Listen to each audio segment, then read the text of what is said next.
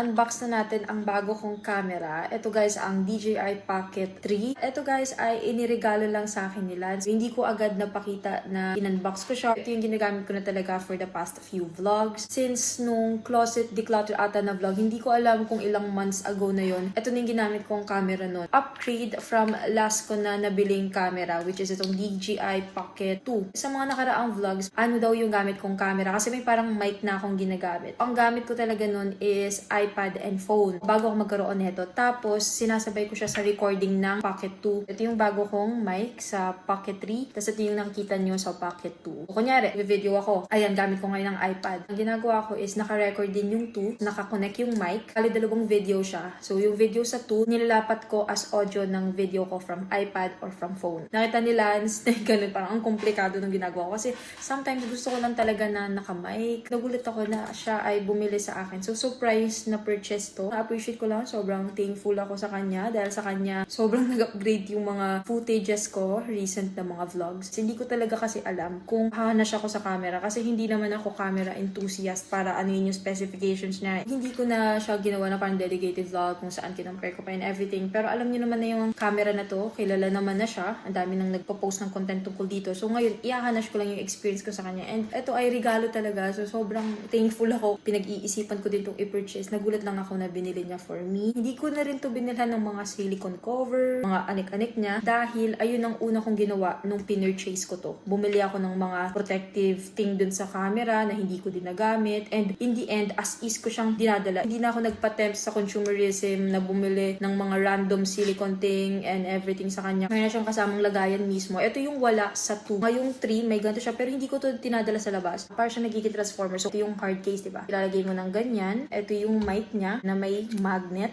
I-align ko lang ng ganyan. May lagay na siya dito sa taas. Meron siyang dalawang handle. So, ito is para makonect mo sa tripod, ganyan. Pero wala siyang binibigay na battery.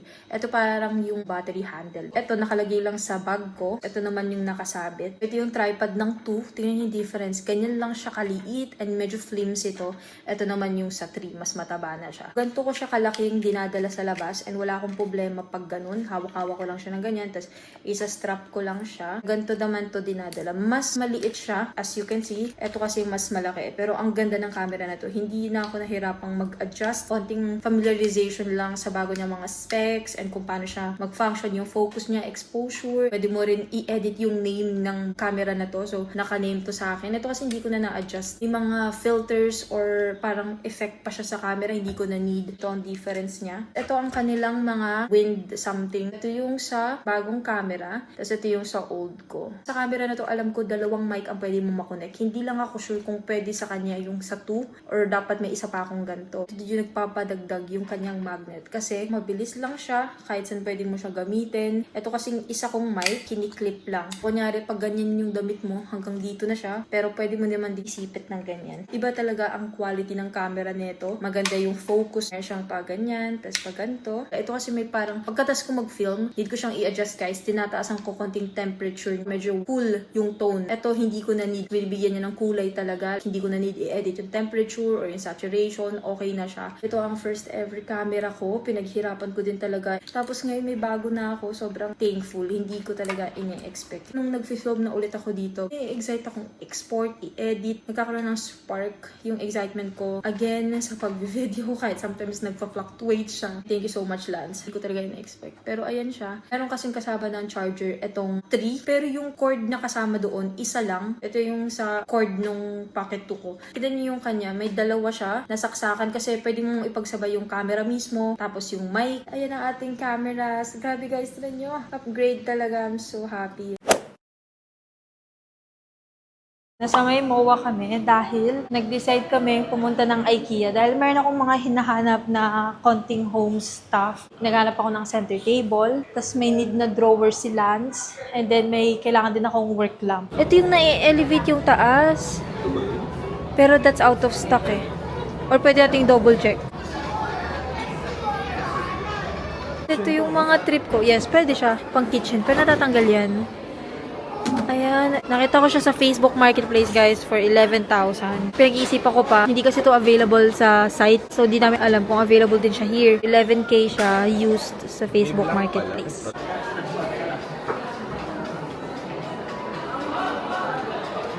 That's the lamp that I want. Bale, ito ay 1,990. Meron ding like this.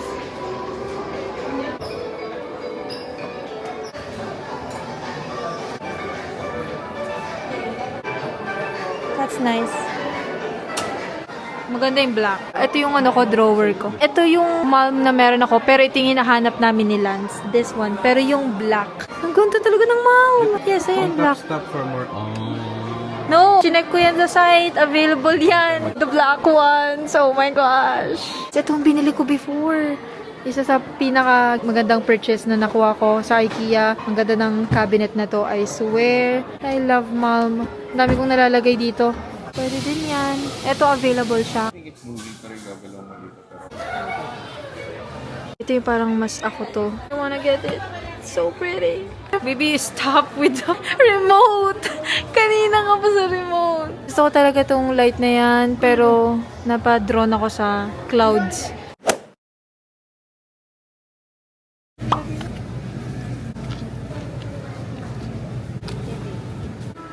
Baby! Pinapunch. Baby, ano ba yan?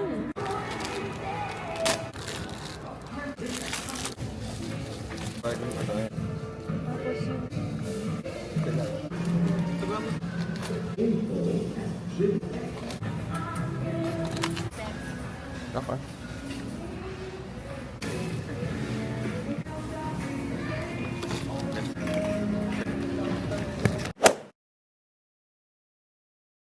Nasa stuffed kami. Isa sa mga bago naming nahanap na kainan ni Lance. Healthy siya, tapos may option ka mag-grain bowl, daily bowl, tapos may rice, tapos may guacamole. Ito sa akin, veggies siya. Kali, imimix mo lang siya. Tapos meron din kami in-order na nachos mamo. Kahapon kumain na rin kami ng ganito. Tapos sinabi ni Lance may ganito dito sa may Glo. Sa may One Ayala kami banda. So bumalik kami ulit. Gusto namin yung food. Yung sauce na kinuha ko dito is honey, mustard, and sweet Thai sauce. Pwede kayong mamili. Guys, pwede nyo siya i-try. I swear, ang sarap talaga.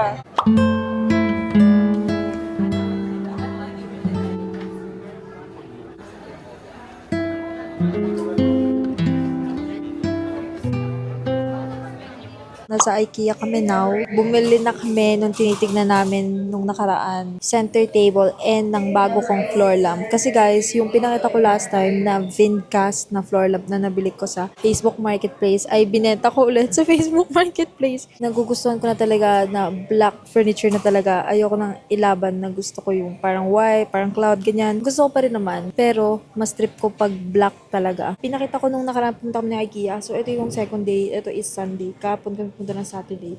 Pero pang sabog-sabog yung vlog. It's 7:45. So, nasa warehouse pa yung mismong center table. So, maghintay pa kami ng 15 minutes. So, galing kaming Glo. Tapos pumunta kami ng Muwa. Kasi hindi namin nabili kahapon. Actually, meron akong isang gustong floor lamp. Kasi hindi na siya available. Silang sang nag-pay. Tira nyo to.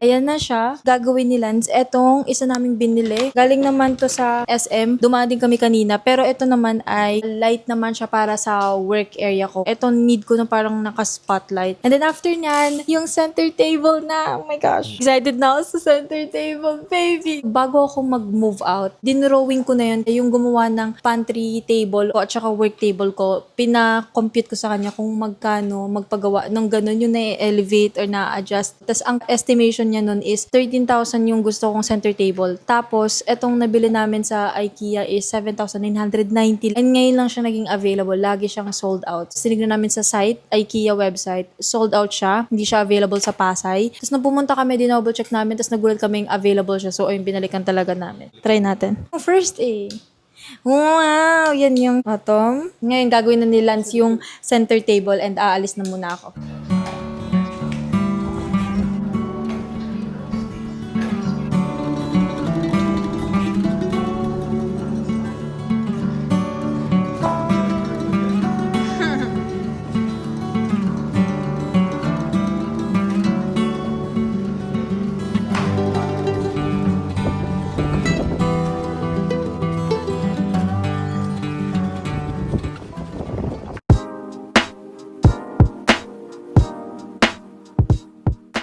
before tayo mag-continue sa vlog, magkakaroon tayo ng quick haul. And ito guys, isiningit ko lang talaga, pero mga recent na nakuha ko from Shein Beauty. Lagi ko lahat ng links, SKU, search IDs, and meron akong coupon code and search code na pwede nyo gamitin kung sakaling gusto nyo mag-purchase at para maka-avail kayo ng coupons and ng discounts. Unahin muna natin sa isa sa pinaka-favorite ko na nakuha. At ito guys ay ang salamin na to. Nakalagay sa likodan niya ay Chupa Chups. Pag nagsalamin ka, ganyan yung design niya sa likodan. And ang ganda din ng quality niya. Nung nakita ko na may ganito silang kind doon, kinuha ko lang siya. Cute lang. Ngayon lang ako nagkaroon ng ganito, Max Fix Plus. Naririnig ko lang to sa mga parang get ready with me. And nagkaroon na ako. Tapos nagulat ako meron ganito sa Shein. Ito is alcohol-free multitasking setting spray. After mo mag-makeup, isi-spray mo. And as you can see, bawas na siya kasi ginamit ko to sa isang reel. Bigyan natin. Hindi pa ako gumagamit nito today. Yung mist niya is hindi parang dinuduroan ka, yung ganun. Maliliit lang talaga yung labas. Ito guys, mga restock ko to. Wala na rin akong lipis. Kumuha ko sa brand na alam ko na talaga. Ito is Roman. Kung pinapanood nyo sa vlogs ko before, ginagamit ko talaga to. So, kumuha ako netong Glasting Color na gloss. Ito ang gamit ko ngayon. Ang kanyang shade is 04 Grapey Way. Hindi siya ganun ka-red. Nakikita nyo, hindi siya ganun ka-red. Pink lang siya. Ito is Glasting Melting Balm naman. So, isa gloss, yung isa is balm. Ito yung need ko, yung mamu-moisturize niya pa rin and kahit pa paano may kulay na binibigay sa lips. Ito is bago kong trinay na Shein shop sa kanila. So, ito is galing Uni or Uni. Kumuha ako ng bago kong itatry na lengthening mascara. And grabe guys, ang astig ng mascara na to. Kasi kita nyo, tingnan nyo kung gaano kanipis. Talagang mapapatayo niya talaga yung pilik mata. And then, kumuha na rin ako ng panibago kong restock na liquid eyeliner. And alam nyo, color black lang talaga ang ginagamit ko. And ang fine niya, sobra. Lavender oil na foot cream. And ito is kung napanood niyo sa mga nakarang vlogs, ito guys ay Slow Sunday. Ang dami ko ng products na nakuha doon. Mayroon ako mga pimple patch, ganyan. Talagang need ko to, lalo na pag nag-self-care night ako. Gusto ko talagang pati yung paa ko is maaalagaan ko. Kasi guys, ang tikas talaga ng paa ko. Hindi ko pa natatry kasi nga hinol ko muna sa inyo. Ito ay mga Japan Sakura Moisturizing Mask. Ang dami. Hindi pa ako self-care night, pero isa to sa mga need ko talaga. Ito guys, ang isa sa pinaka-favorite kong nakuhang wig sa collab na to. Pero kung follow nyo ako sa IG, mas nauna ko itong na-post doon. Ito yung first. Pag ginahawakan yung wig, nakakatakot siya kung ganito lang as is. Itong wig na to is color brown siya na may highlight na gray. Tapos meron din siyang bangs.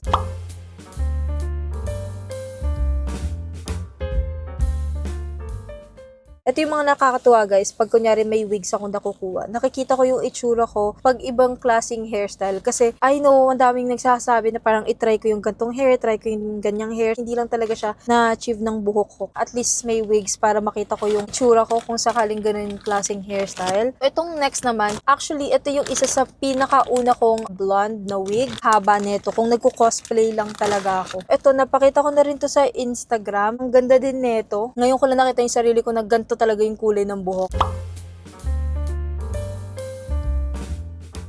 Another long wig. Isang kulay lang din siya. Color brown siya. O sana in another universe na Sarah nagagawa niya tong gantong klaseng hairstyle. Pero grabe guys, ang ganda ng kulay. Dito sobrang soft din niya. Isa sa pinaka soft na wig na na-try ko. And kita niyo naman,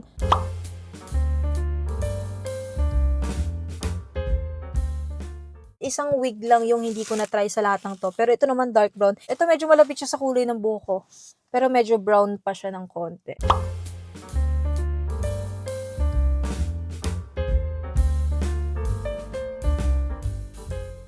Daming variations sa Shein guys. From sobrang colorful, iba't ibang kulay talaga na may highlights, hanggang sa gantong mga kulay na plain lang, tas barang natural lang siya. Ang bilis lang din niya talagang ilagay, i-install sa hair. Itong next naman, may highlight lang siya ng black and red. Curtain bangs ata ang tawag dito, basta yung sa gilid lang.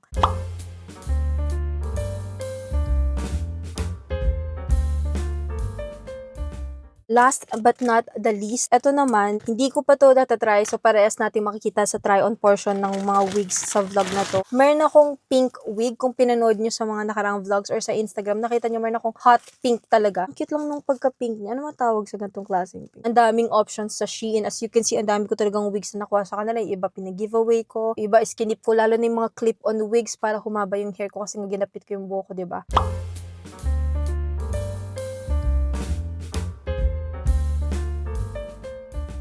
ayun lang naman guys ang ating quick beauty haul. Again, thank you so much Shein for collaborating with me and for sponsoring this video. At ilalagay ko lahat ng links, SKU, search IDs, pati yung coupon code ko and search code ko kung sakaling gusto nyo mag-avail para makakuha ng discounts, maka-avail kayo ng coupons. So, ayun lang naman ang quick haul na to. Balik na tayo guys sa vlog.